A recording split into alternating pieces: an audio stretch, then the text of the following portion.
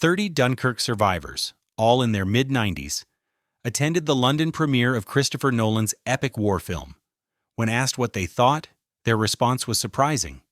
They said the movie accurately captured the event, but complained that Hans Zimmer's soundtrack was actually louder than the real bombardment. That reaction tells us everything about Nolan's approach to this film. It's not just historically accurate, it's viscerally real. But just how much of what you saw on screen actually happened? Today we're diving deep into one of 2017's most acclaimed films to separate the historical facts from Hollywood drama.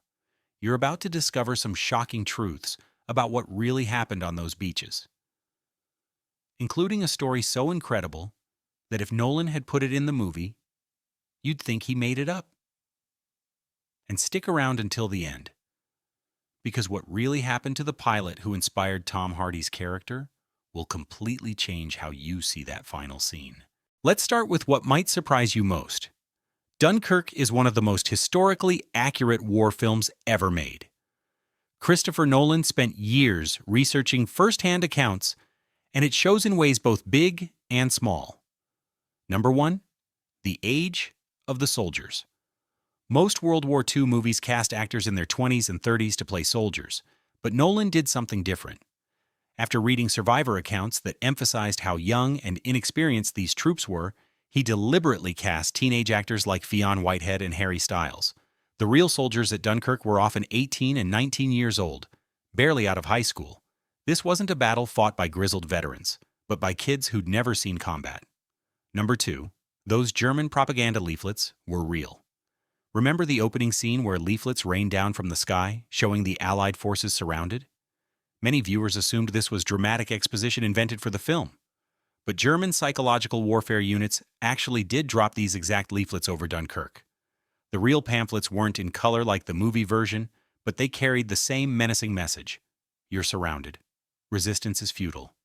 It was psychological warfare, designed to break morale before the final assault. Number 3. The RAF's Invisible War.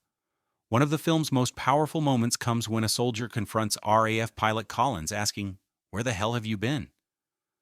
This actually happened to real pilots. Alan Deere, the New Zealand Spitfire pilot who inspired Tom Hardy's character, described being insulted by soldiers who thought the RAF had abandoned them. The tragic irony? The RAF was fighting desperately over the beaches, but most dogfights happened further inland. The soldiers saw German bombers getting through, but they couldn't see the dozens of German planes the RAF was shooting down miles away. But here's where it gets interesting, and where Nolan made some dramatic choices that changed the real story. While Nolan got the broad strokes remarkably right, he made 3 key changes to heighten the drama and streamline the storytelling. These weren't mistakes, they were deliberate choices to serve the film's emotional impact. Let's break down the biggest ones. Number 1. The little ship's real role. The film's climax shows civilian boats arriving like a maritime cavalry charge, saving the day. It's one of cinema's most stirring moments, but reality was more complex. While 700 private vessels did participate, including everything from fishing boats to luxury yachts, they rescued only about 6,000 of the 338,000 men evacuated. Most soldiers were actually rescued by Royal Navy destroyers and larger ships. The little ships were crucial for ferrying men from the shallow beaches to the deeper water vessels, but they weren't the primary rescue force.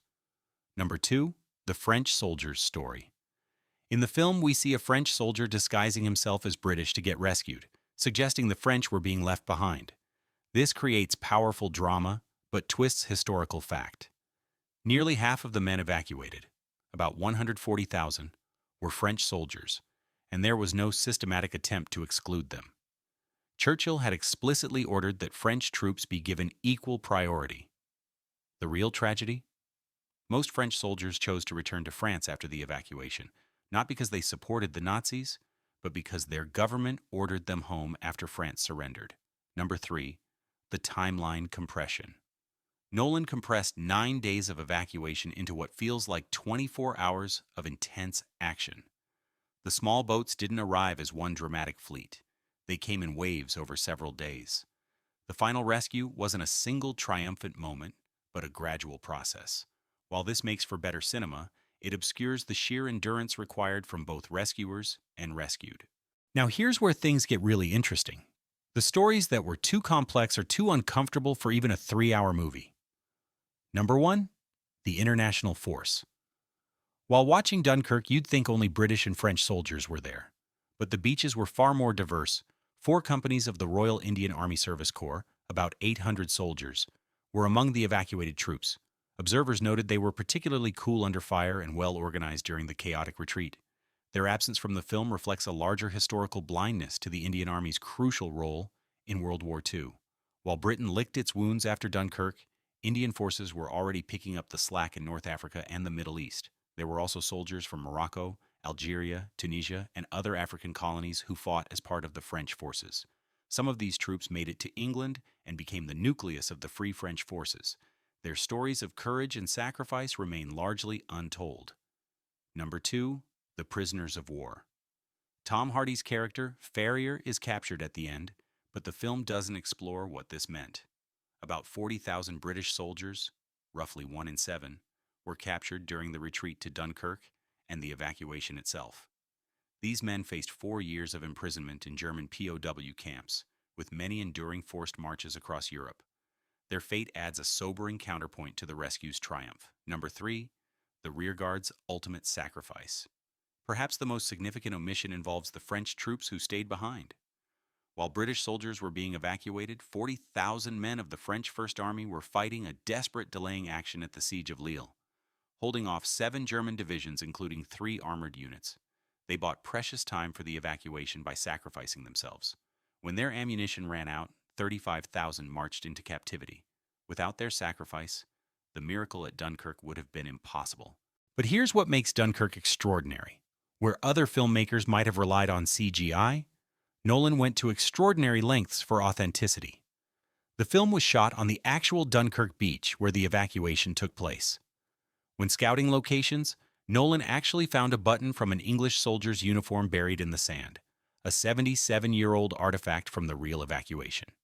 12 of the boats used in filming were actual veterans of the 1940 evacuation, returning to recreate their finest hour. The production rebuilt the Dunkirk Mole, the concrete pier where thousands waited for rescue, using original blueprints and building it to modern safety codes on top of the original structure.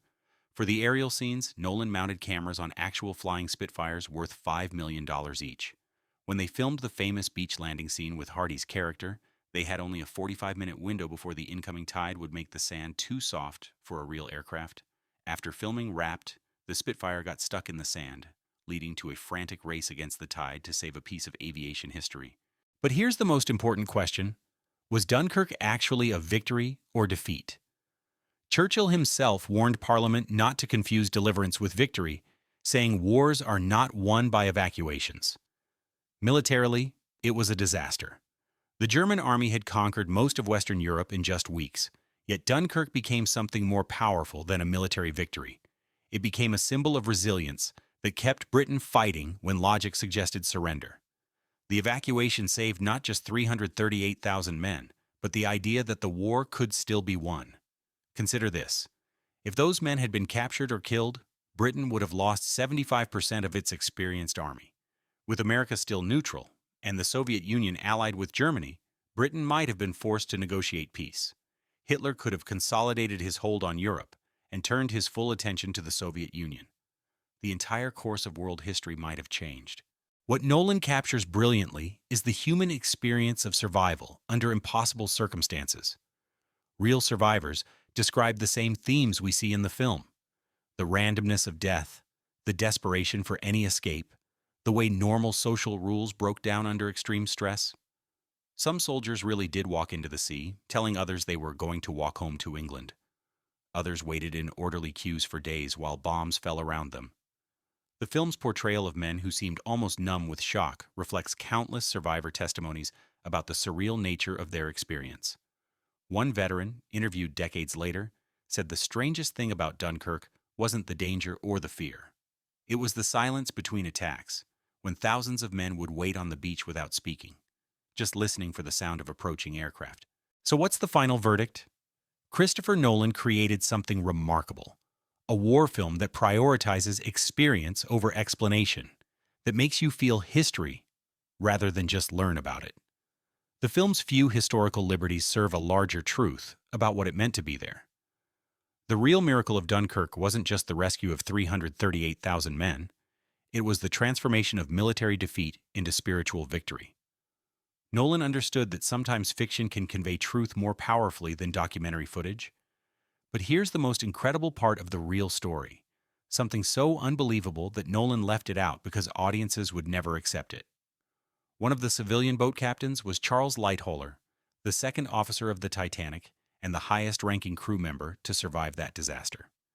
At age 66, Lightoller took his own yacht to Dunkirk, packed it with 130 soldiers, so many that they had to stand in the bathroom, and brought them home to safety. The man who survived the most famous maritime disaster in history had returned to the sea to prevent another tragedy. And remember Tom Hardy's character Farrier, who crashes his Spitfire on the beach and is captured by German soldiers in those haunting final moments? The real pilot who inspired that character, New Zealand ace Alan Deere, had a completely different fate. After crash landing on a Belgian beach, Deere wasn't captured at all.